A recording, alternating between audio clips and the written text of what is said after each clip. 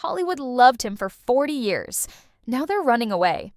Bill Murray threw an ashtray at Richard Dreyfuss's head. He made Lucy Liu cry on set. He trapped a young woman under his body and kissed her without consent. This wasn't just one bad day. It was decades of abuse that nobody dared talk about. Disney shut down a $20 million movie because of him. His best friend didn't speak to him for 20 years. The truth is finally coming out, and it's way worse than anybody imagined. Bill Murray was born on September 21, 1950, in Evanston, Illinois. His mother worked in a mailroom, and his father sold lumber. Bill grew up in Wilmette, a suburb of Chicago, surrounded by 8 siblings. The house was noisy, crowded, and always a bit chaotic. It was the kind of environment where you had to speak up to be heard, and that may be where his sense of humor started to take shape. His family was Irish Catholic, with roots going back to County Cork and County Galway in Ireland. Faith and family were big parts of his life, but tragedy hit hard when Bill was just 17. His father died from complications related to diabetes, leaving the family without a dad and Bill without the man he looked up to most. As a teenager, Bill found comfort in reading books about American heroes like Davy Crockett. He also worked as a golf caddy to help pay for school. It was during those long hours on the golf course that he began observing people in a way that would later show up in his comedy. After finishing high school, he headed to college in Denver to study pre-med. But something didn't feel right. He wasn't passionate about medicine, and pretty soon he dropped out and went back home. Years later, the same school gave him an honorary degree, more for his impact on culture than academics. Around this time, something happened that could have ruined everything. On his 20th birthday, Bill was arrested at Chicago's O'Hare Airport for trying to smuggle nearly 10 pounds of marijuana. He had joked to a fellow passenger that he had a bomb in his bag, and that led to a search. He got probation instead of jail, but the incident forced him to rethink his life. It was a turning point, and not long after, comedy entered the picture. Bill's older brother, Brian Doyle Murray, was already part of Chicago's comedy scene. He invited Bill to join the Second City, a legendary comedy troupe known for launching major careers. Bill said yes. That decision would change everything. At Second City, Bill trained under Del Clos, a mentor known for shaping comedy legends. Close encouraged actors to be honest, weird, and fearless. Under his guidance, Bill developed his signature deadpan style. He learned to make even the quiet moments funny. That style would become the core of his future work.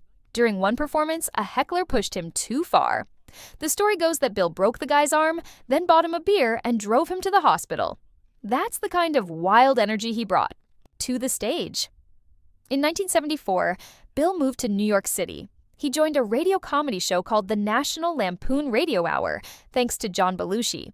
The cast was packed with future stars: Dan Aykroyd, Gilda Radner, Chevy Chase, Harold Ramis. They were all unknowns back then, just trying to make each other laugh. It was a tight-knit group, and it became the launchpad for something much bigger. But before Bill made it to NBC's Saturday Night Live, he took a strange detour. In 1975, he was cast on a different show, ABC's Saturday Night Live with Howard Cosell. It was a primetime variety show hosted by a sports broadcaster who had no background in comedy. The show flopped quickly, but Bill, along with his brother, Brian and Christopher Guest, gained TV experience. When NBC launched their version of Saturday Night Live, they took a jab at the ABC show by calling their cast the not ready for primetime players. The joke stuck. In 1977, Bill joined NBC's SNL, stepping into the role left by Chevy Chase. It was a tough act to follow. Audiences were skeptical. His early sketches didn't land, and behind the scenes, things were tense. When Chevy returned to host in 1978, he and Bill got into a physical fight backstage just before the show started. Bill reportedly called him a medium talent. They had to perform together right after that. The tension between them would simmer for years. Still, Bill pushed through and created some of the show's most memorable characters. One of his biggest hits was Nick the Lounge Singer, a cheesy nightclub act who sang popular songs with ridiculous confidence. His version of the Star Wars theme, complete with made-up lyrics, became iconic. That character captured everything that made Bill different: dry, absurd, and oddly sincere. His time on SNL also brought him close to Gilda Radner, both on and off screen. They played nerdy teenagers in a recurring sketch, and their real life relationship mirrored the ups and downs of those characters. They fought often, sometimes right in front of the cast, but there was real affection underneath it all. Bill once said no one made him laugh the way Gilda did. She could laugh so hard she'd run out of the room, and sometimes she'd literally pee herself. Their relationship didn't last, but her death years later hit Bill hard. He never forgot her. During his time on the show, Bill won an Emmy for writing. It gave him the credibility he needed to break into Hollywood. Soon, he was starring in movies like Meatballs, Caddyshack, Stripes, and Ghostbusters. His dry, offbeat humor stood out in a world of bigger, louder comedy. His time on SNL had taught him timing, character work, and how to make people laugh without trying too hard. Years later, he'd win another Emmy, this time for drama, and return to SNL for its 50th anniversary. He sang as Nick the Lounge Singer again, backed by a group of cast members from different generations. Afterward, he admitted he'd cried 3 times watching the tribute videos. That night reminded him where it all started. Bill Murray's rise. The movie started with a small film called Meatballs in 1979. It was a cheap comedy shot in Canada, and no one expected it to do much. But when it hit theaters, something strange happened. It became a huge hit. It started in just a few theaters in Toronto, but made a lot of money right away. Soon it spread across North America, bringing in millions. It became the most successful Canadian movie at the time, and gave Murray his first big movie role. People loved his laid-back, sarcastic style, and that charm quickly became his trademark. The man behind Meatballs was director Ivan Reitman, and this film also gave him a boost. It wouldn't be the last time Reitman and Murray worked together. Around this time, Murray also teamed up with writer and actor Harold Ramis. Together, they made some of the biggest comedies of the early 80s: Caddyshack, Stripes, and later Ghostbusters. They were a dream team. Ramis had a sharp mind for comedy, and Murray had a natural way of delivering it. Their biggest hit came in 1984 with Ghostbusters, a wild comedy about ghost hunting scientists that took the world by storm. But success wasn't always easy for Murray. That same year, he wanted to do something different.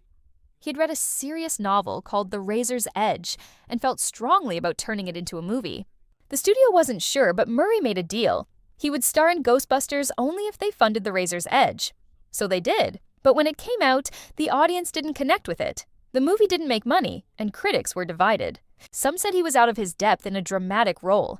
Others saw something deeper in his performance. Still, the failure hit him hard. After that, Murray disappeared from the spotlight. He traveled through Europe, studied history and philosophy, and spent time with his family. It was a strange move for someone who had just become a massive star. But Murray needed a break. He stayed away from major films for years. When he finally came back with Scrooged and Ghostbusters 2, the response wasn't what he hoped for. People liked the movies, but they didn't make as much money as expected. As the 1990s began, he found himself starring in movies that didn't land well. Comedies like Larger Than Life and The Man Who Knew Too Little. Studios began to doubt whether he could still carry a film. Through it all, Murray grew more distant from Hollywood. He didn't like how things worked behind the scenes. Scripts didn't interest him, and he didn't want to play the same kind of roles. Over and over. In time, he took an unusual step. He stopped using agents or managers altogether.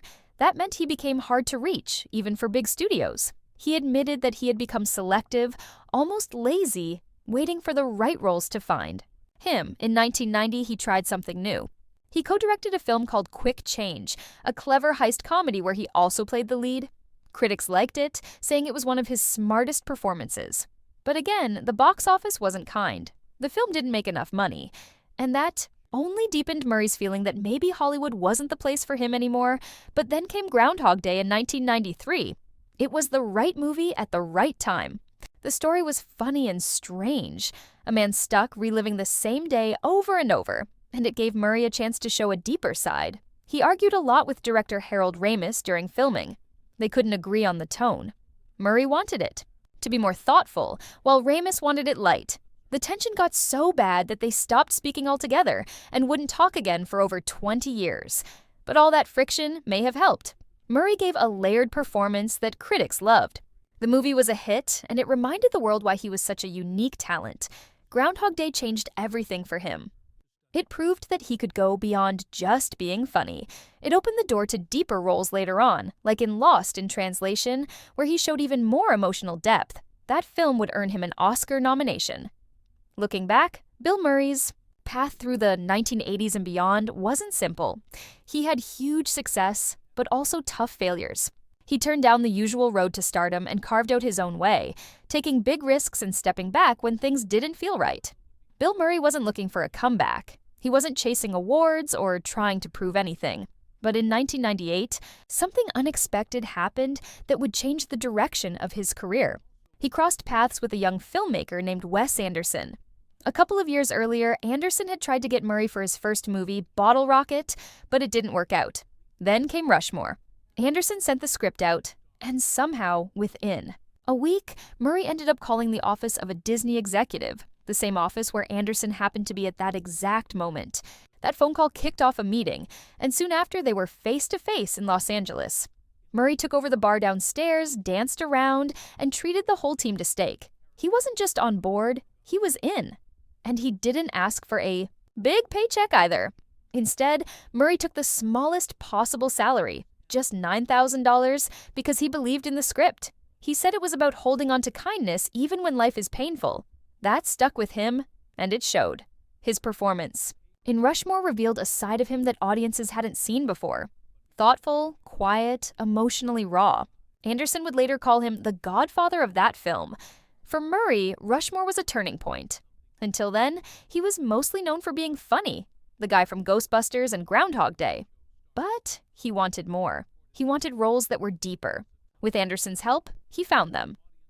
In The Royal Tenenbaums, Murray played a man so emotionally shut down he barely seemed alive. In The Life Aquatic with Steve Zissou, he was an ocean explorer on a strange mission to hunt a shark that had killed his friend. Somehow, he made the character feel both tough and totally vulnerable. That balance between humor and heartbreak became Murray's new strength. By 2004, Murray was one of Anderson's most trusted actors, right alongside Owen Wilson and Angelica Houston, and their partnership kept growing. Murray went on to appear in 10 of Anderson's films over more than 20 years. Each time he brought something new. Sometimes broken, sometimes sweet, always unexpected. Behind the scenes, the connection between them kept evolving. At a film premiere in Berlin years later, Murray talked about how far Anderson had come since Rushmore.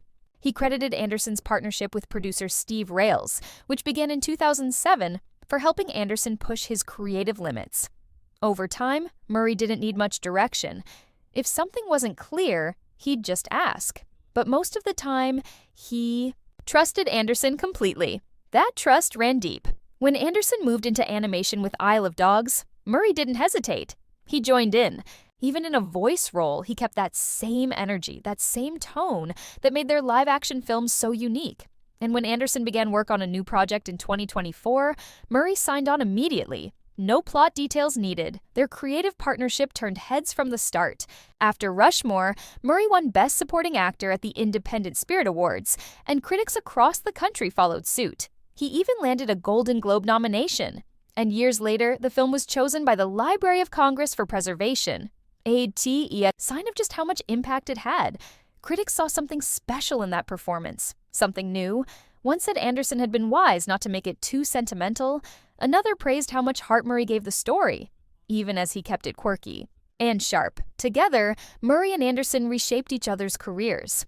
Anderson earned his place as a one-of-a-kind filmmaker, and Murray, once just the funny guy, became something more, a deeply respected actor who could break your heart while making you laugh. Bill Murray was once best known as the wisecracking goofball from movies like Ghostbusters and Groundhog Day. But everything changed in 2003 when he took on a quiet, thoughtful role in Lost in Translation. He played Bob Harris, an aging actor stuck in Tokyo doing whiskey commercials and wondering what went wrong with his life. It was a strange and lonely place, but in that unfamiliar setting, he met someone who understood him. The film didn't have flashy action or loud jokes. It was all about quiet moments, little looks, and the feeling of being lost, not just in a city, but in your own life. The movie was made on a shoestring budget, but turned into a huge hit. Critics couldn't stop praising Murray. They said he showed so much emotion without saying much at all. Just a glance or a pause said everything.